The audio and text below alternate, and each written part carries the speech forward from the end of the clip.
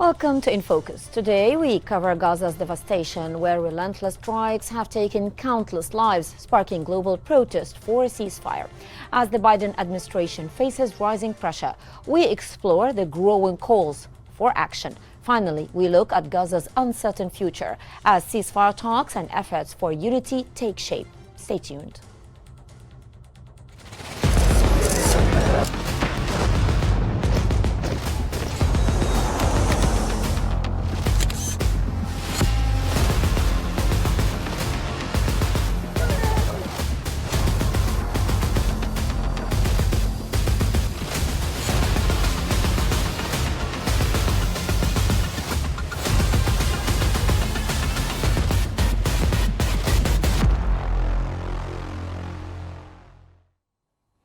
The Middle East remains in turmoil as Gaza endures over a year of relentless airstrikes and ground assaults, with thousands of civilian lives lost. The Biden administration now faces a critical moment, balancing its support for Israel with growing pressure to address the humanitarian crisis.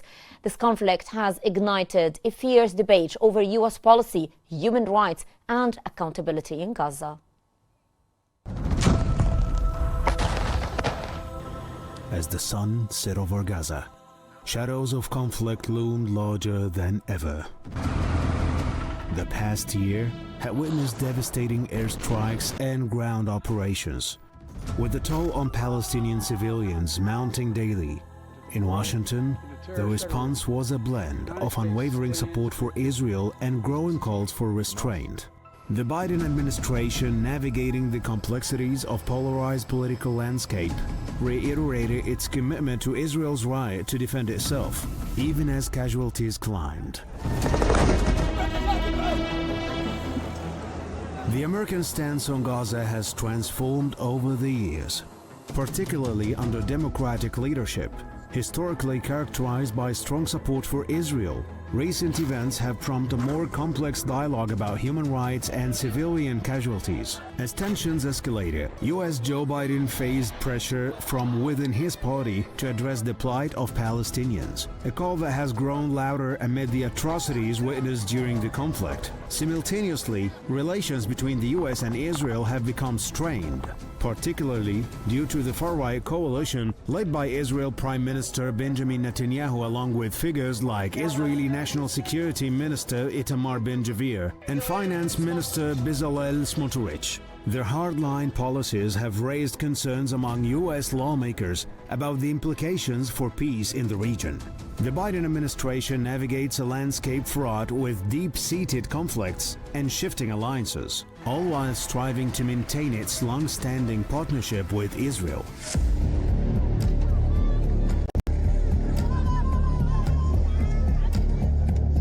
I got a commitment from the Israelis. One of Biden's statements, he cautioned against military incursions in densely populated areas like Rafah, highlighting the risks of civilian lives. The major military operation in Rafah should not proceed without a credible plan for ensuring the safety and support of more than 1 million people sheltering there. Yet beneath this surface, tensions simmered. The hardline rhetoric from Israeli leaders Prime Minister Netanyahu, along with ministers Ben-Gvir and Smotrich, fueled concerns among Democrats and progressive voices. They advocated for a more balanced approach, urging for a recognition of Palestinian suffering, while their counterparts remained steadfast in a pro-Israel stance.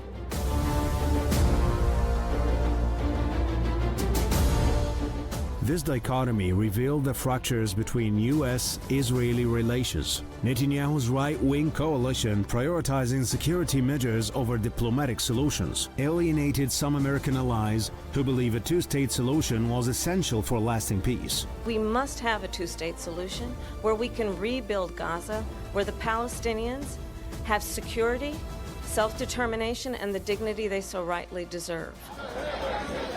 The administration faced mounting pressure to address the humanitarian crisis, yet found itself constrained by a decades-old alliance. As 1 year ended, the world watched closely. The American stance has transformed. reflecting a growing awareness of the need for dialogue amidst the din of war. In the heart of Gaza, hope flickered dimly, awaiting a promise of peace amidst the echoes of conflict.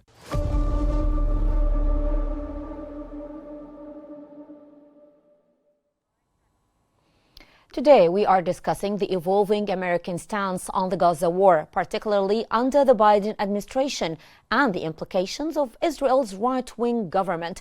To help us understand this complex issue, we have with us Global Foreign Policy Advisor, Mr. Justin Russell.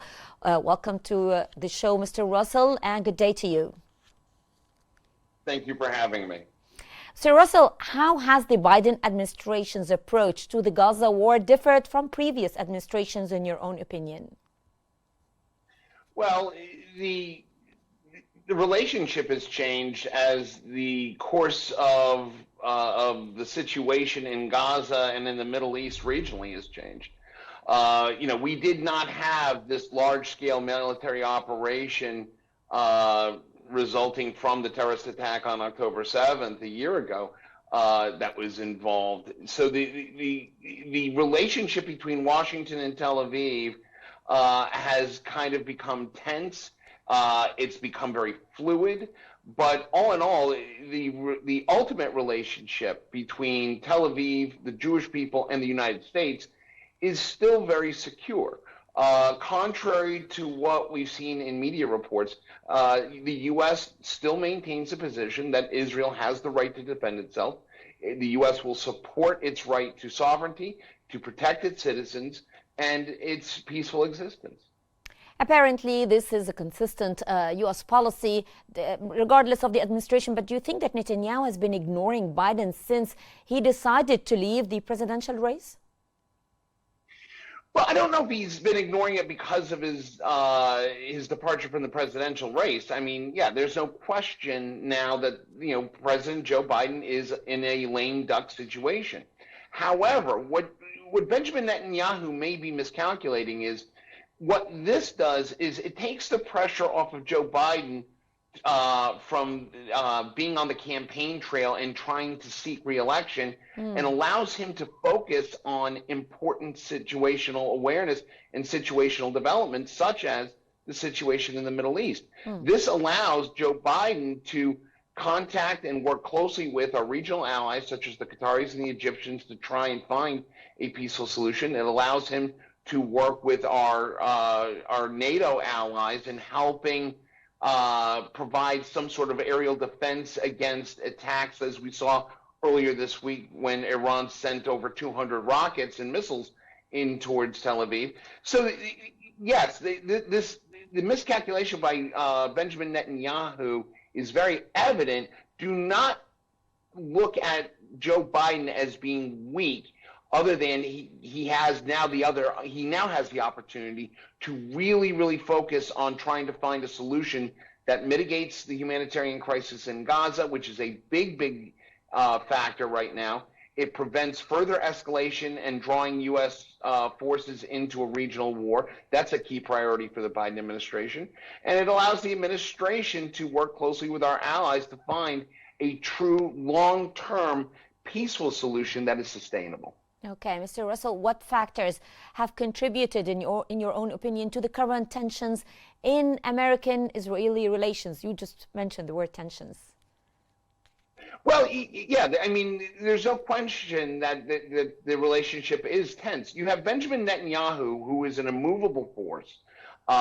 He is trying to maintain his own political survivability in Tel Aviv. The longer he draws out this escalating situation in the Middle East, the longer he remains prime minister. The second that a peaceful solution happens, Benjamin Netanyahu now has to answer to possible criminal charges in his own country. So this is a matter of survivability for Benjamin Netanyahu. I think that and I'm going to say this, his selfish political aspirations and political survivability. A very important statement. Selfish, right? I'm sorry? Yes, that was a very important statement. I would like you to repeat it. Yeah, no. In my opinion, I think Benjamin Netanyahu has been very, very selfish in the way that he has handled this. He understands the fact that October 7th, as horrible as that was, happened on his watch. He was caught off guard with that. He is now trying to over-exasperate the situation, and as long as there is a military conflict going on, that involves Israel, he is able to survive as prime minister. That is a source of tension. Let's also look at the fact that another source of tension is the fact that for the first time, the U.S. government is now talking about putting pressure on Tel Aviv to find a sustainable, possible two-state solution. They have to understand, and this is something that's very important. Yeah. The very key factor here is we cannot see the continuation of the increasing humanitarian crisis that is going on. Yes. That is putting pressure on Washington from our allies, and that is putting pressure internally on the administration. Yes. Well, thank you very much for joining us today, Mr. Justin Russell, Global Foreign Policy Advisor. And as the war on Gaza rages on, haunting images of civilians mourning their loved ones have captivated the global attention. And as we go on, in response, a surge of solidarity has emerged, with protests erupting worldwide, uniting diverse voices in condemnation of the escalating violence and civilian casualties. From university campuses to city streets, demonstrators are calling for an immediate ceasefire, amplifying the plight of Palestinians. This growing movement reflects a significant shift in public sentiment as the international community grapples with the humanitarian crisis unfolding in Gaza.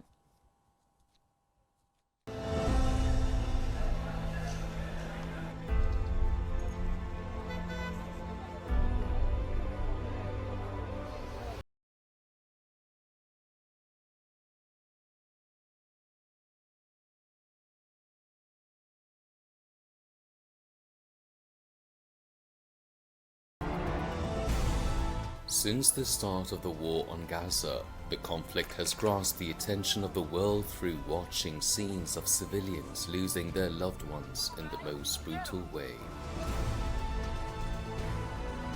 Throughout the year, there has been a significant surge in global solidarity towards the horrific situation in Gaza, marked by widespread demonstrations and events all over the world, condemning the high rate of civilian casualties, as well as calling for an immediate ceasefire. This recent increase in global solidarity is evident in the numerous demonstrations taking place worldwide, including universities' protests as well. These protests, often organized through social media and grassroots movements, have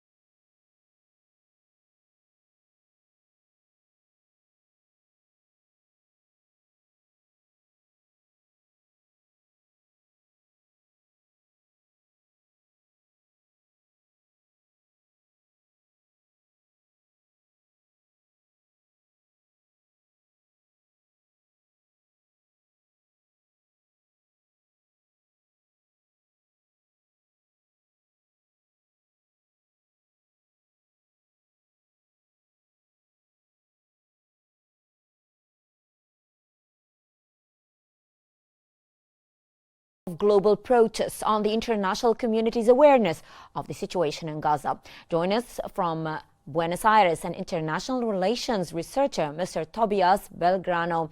Let's get started. Welcome, Mr. Belgrano. Hi, guys. Thank you for having me once again. Mr. Belgrano, what role, in your own opinion, do grassroots organizations play in raising awareness regarding Gaza? Well, I do think that the conflict has split the West once for the first time. Usually, the West was tend to be more pro-Israel, but in this particular case, the Western countries have been completely divided among this issue, and this has been seen also in the different changes in the voting in the UN, for example.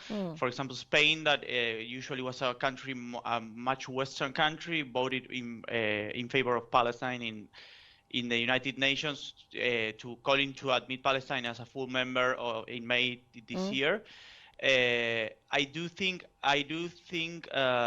migration has a lot to do with this, because the migration from different Muslim countries to the West has generated relationships between the citizens and the new refugees or migrants that arrive to the West, and this changes a lot the perspective of the country when they do have migration of Muslim countries. For example, in Latin America. Just to give an example, in Latin America, Argentina, for example, is a country that does not have a lot of Muslim migration. So that's why usually in this particular case, and with a big Jewish community, has voted in favor of Israel. And for example, Chile, that has a lot of Palestinian migration, has voted in favor of of admitting Palestine in the United Nations. So I do think migration is a key standard, especially in Europe. In Latin America, migration is more traditional. It has a lot to do with previous migrations, but in Europe, it has a strong effect on how local Western citizens perceive solidarity among their neighbors, which express their solidarity towards the Palestinian cause. Well, I think, sir, that it's not about Muslim refugees only, because there are so many refugees going to Europe from African countries, and there are Christians as well. But can you discuss how governments have responded to increasing awareness? Because those protests reflect awareness of the public, and this puts pressure on governments. How do you see that? Yeah, that's why I think that those solidarity relationships that has been seen among the citizens has generated pressures against the governments, and the governments have, for example, in May this year, countries like Spain, Portugal, France, Ireland voted in favor of admitting Palestine as a full member state, and it's quite a shift and change. For example, in Spain, that was a traditional more in favor of Israel country, that has shifted towards a more pro-Palestinian approach. So how have the international protests influenced the global diplomatic efforts regarding Gaza? Well, they have shifted a lot. For not only in Europe, that is what we're talking about, but for example, in the United States, has generated a lot of tensions. Even having police sent to the universities against the protests in favor of Palestine, and for example, this has caused problems. For example, in the elections, it has caused a divide among the Democrats and among the Democrat voters, because many Democrat voters are in favor of the Palestinian cause, and this is causing a struggle. This has caused struggle, especially to when Biden was the candidate, but also has raised a lot of questions with Kamala Harris as candidate also, which is key to this approach, because the U.S. is the main superpower that supports Israel, helps ally of Israel. So how has the narrative surrounding Gaza changed in Western media? From what I've heard, the Western media was dealing differently regarding the situation in Gaza. How has that changed? Well, it has changed a lot. For example, usually the narrative was more in favor of Israel and its ability and its possibility to defend itself, and now it's more related to the violation of human rights and images that are been reposted, especially via social media, and this has caused the solidarity of many NGOs and non-governmental organizations to support the situation in Gaza. So it has changed a lot from a natural, maybe pro-Israel approach that the West used to have. Okay. Well, I'd like to thank you very much, Mr. Tobias Belgrano, for sharing your insights on this crucial issue with us. And looking ahead, the future of Gaza remains uncertain, with the war continually reshaping the region. International mediators are working tirelessly to broker a ceasefire, while Palestinian factions seek unity in the face of this crisis. The path forward is fraught with challenges, but the focus now turns to exploring governance models for Gaza, the role of global powers, and the pursuit of lasting peace. What are the possible outcomes, and the difficult road towards stability and recovery for Gaza remains the question. The Gaza Strip, long a symbol of resilience and conflict, stands at a pivotal moment. With the dust from the recent war still settling, the pressing question is, what lies ahead for Gaza once the last missile falls? For years, Gaza has been at the crossroads of local aspirations and global geopolitics.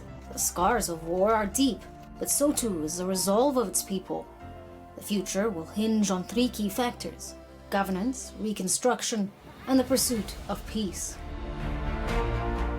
Questions about future governance in Gaza remain central. As efforts to rebuild continue, the balance between political stability and social cohesion will be critical in shaping Gaza's future trajectory. The challenge lies in finding a governance structure that fosters unity while addressing the needs of its people amidst the complex post-war landscape. On the international stage, influential powers are deeply involved in post-war efforts, but lasting change will require more than aid. It will demand diplomatic vision. Ultimately, people of Gaza will rebuild. Schools will rise, markets will be open, but the future depends on whether the governance and power can pave the way for lasting peace. For Gaza, survival isn't new, but the hope for a more permanent peace endures.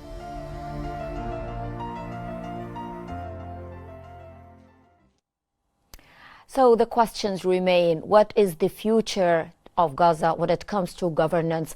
Will the Palestinian factions reunite, or will there be an intervention from international powers? What would be the role of mediators in this particular issue, which is governance?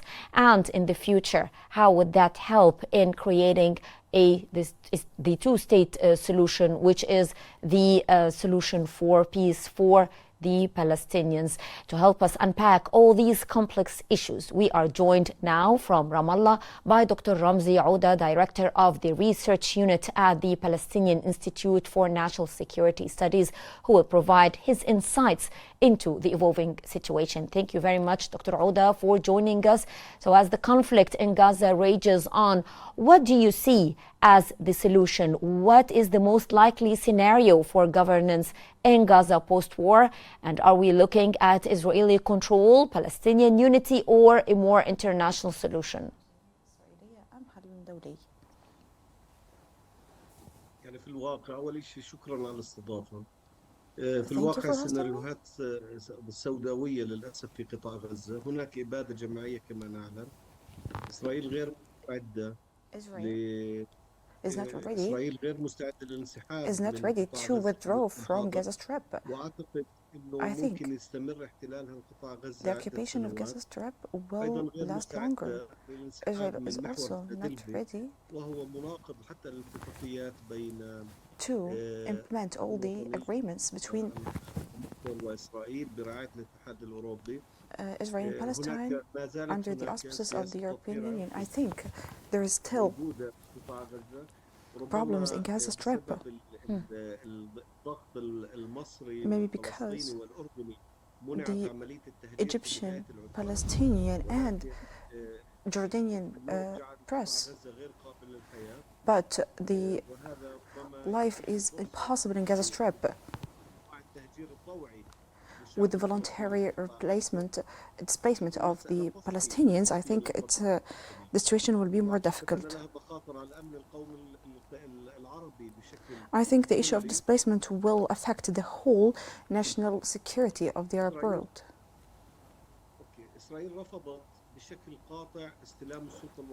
Israel refused to take control of the National Authority of Palestine.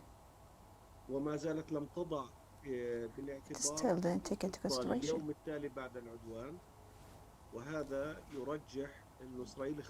Which makes us sure that Israel has chosen the principle of occupation. Mm-hmm. So, Israeli Prime Minister Benjamin Netanyahu has proposed maintaining indefinite security control over Gaza, suggesting Palestinians without militant affiliations govern the territory. How feasible is this plan in light of the deep divisions between Israeli policies and Palestinian aspirations for self-governance?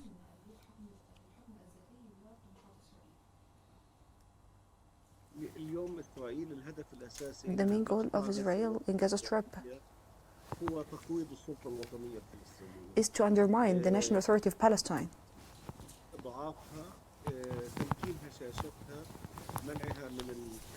They try to prevent the Palestinian Authority from practicing its all the rights, political and security rights. This is due to mainly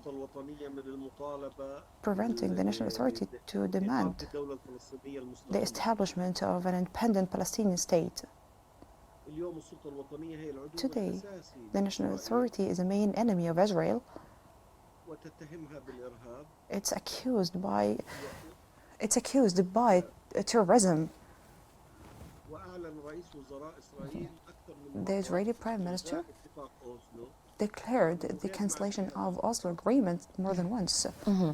Well, I'd like to thank you very much, Dr. Ramzi Ouda, Director of the Research Unit at the Palestine Institute for National Security Studies, for your insightful analysis of the post-war challenges facing Gaza.